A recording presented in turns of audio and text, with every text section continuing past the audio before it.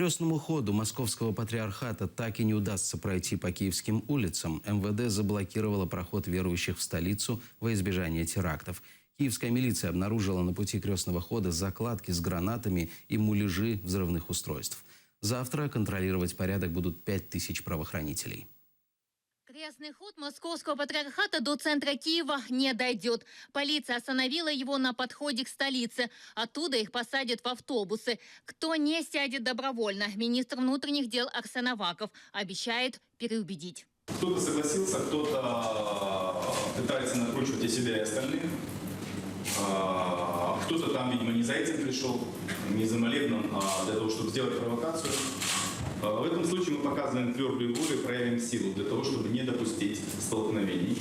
Часть участников православного марша переночуют во Фроловском монастыре на Подоле. Других распределят, но пока неизвестно куда. Спящих прихожан обещает охранять полиция. Будут ночевать нормальным образом там, где они запланировали. Это обычная процедура. Под охраной.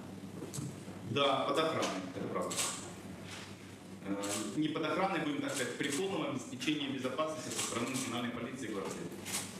С утра участников крестного хода отвезут на Европейскую площадь и Владимирскую горку. Там пройдет молебен. Полиция всех тщательно проверит. Охранять порядок будут 5000 полицейских вместе с нацгвардейцами. Около 5000 правоохранителей, в том числе Национальной гвардии, всех соответствующих служб будут завтра охранять правопорядок полностью от момента начала всех мероприятий и до окончания мероприятий. Будет производиться контроль личностный. Потому что граждане Украины имеют право на свободное собрание, а граждане других стран нет.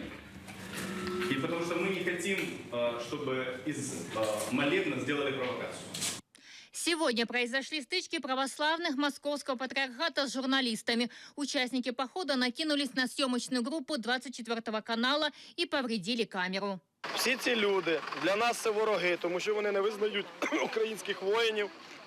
І замість того, щоб йти з миром до Путіна, вони з миром йдуть з провокацією до нас у Київ.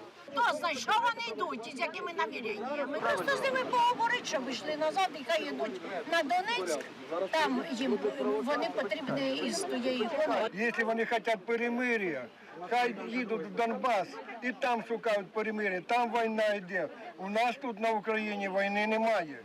Не треба сюди йти, не треба людей будоражити. Крестный ход стартовал в начале июня одновременно с запада и востока страны. Первая колонна шла со Святогорской лавры Донецкой области, вторая вышла из Почаевской лавры Тернопольской области. Эльвина Сидбулаева, Наталка Калинка и Асан Иминов. Заман, АТР.